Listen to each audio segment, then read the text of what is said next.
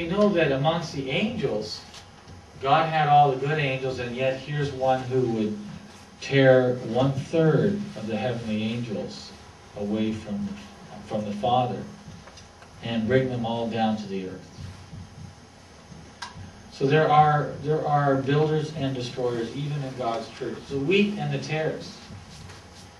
And can you tell me how the tares can live among the wheat?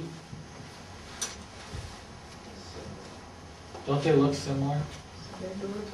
They grow together, and until the harvest time, when you see the chaff, the fruit of the wheat, they look the same.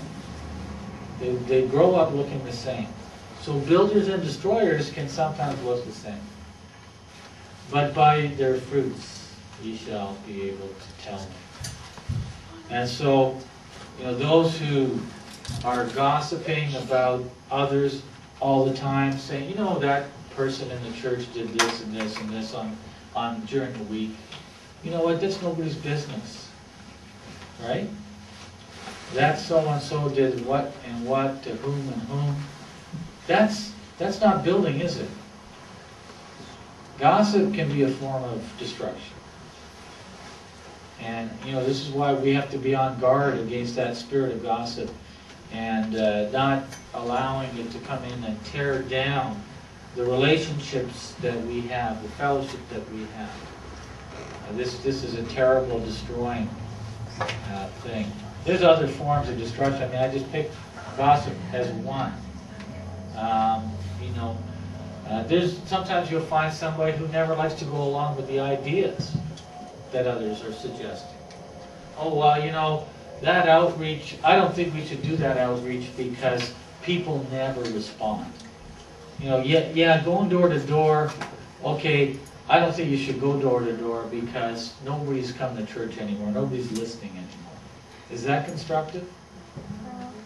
So, but builders will go, hey, let's go door to door. Hey, let's get some tracts for my, take to my work. There's different things we can do. And so we all have to look at who we are and what our role is in the church. Are we builders, or do we pull the church down? Do we hold it back? What is our function? What spirit is driving us? And we, when others come in, we have to watch for that spirit as well, the fruits of those spirits. Now, Israel had been captive in the land of Babylon for 70 years, right?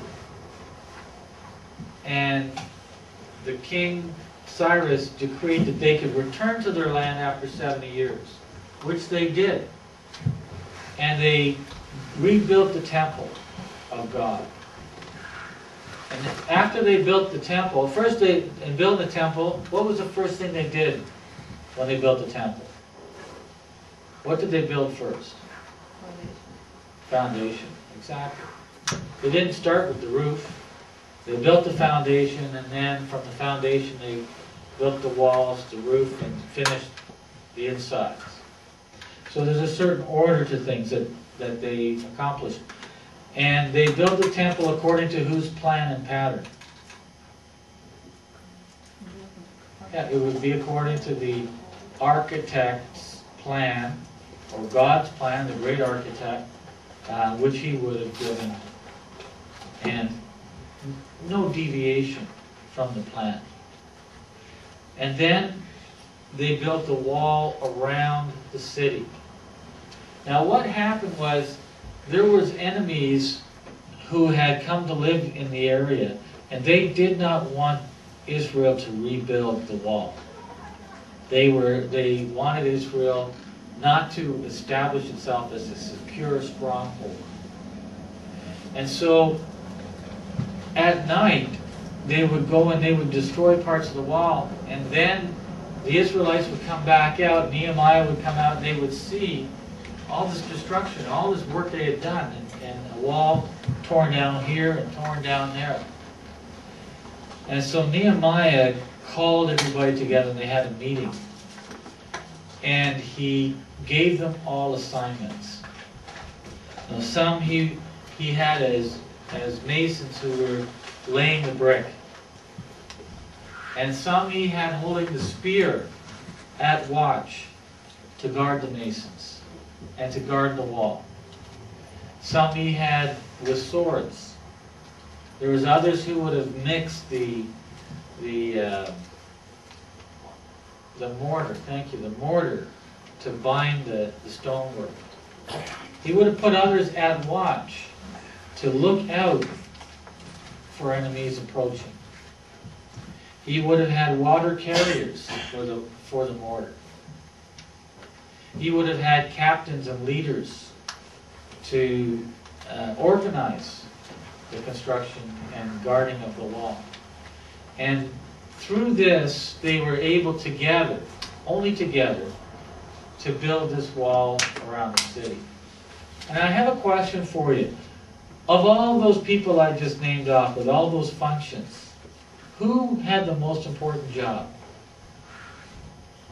Who was the most responsible for the fact that that wall was built? All of them. Well, that's excellent. Absolutely every position was important.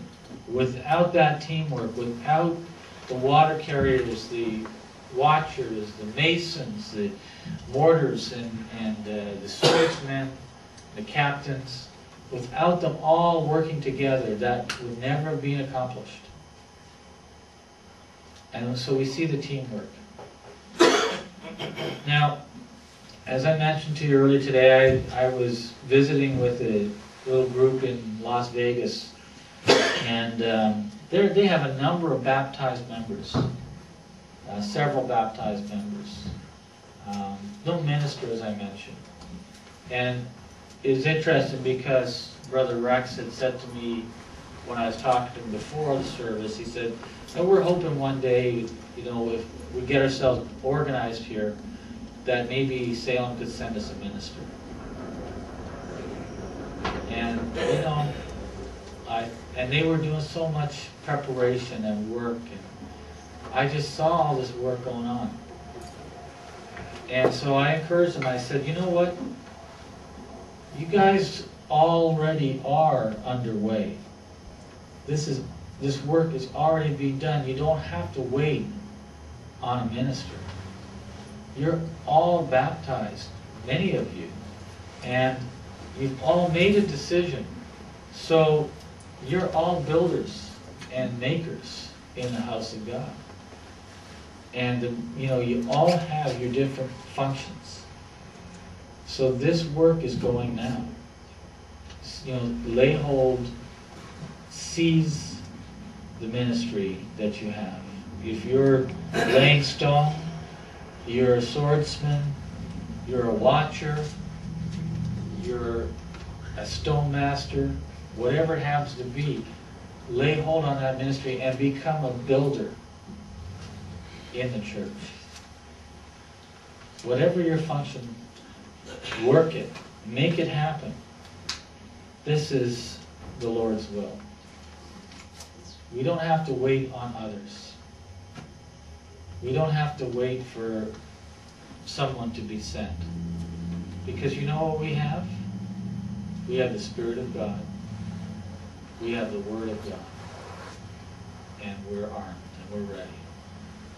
And that goes, you know what, for us too. We all have the same thing going here.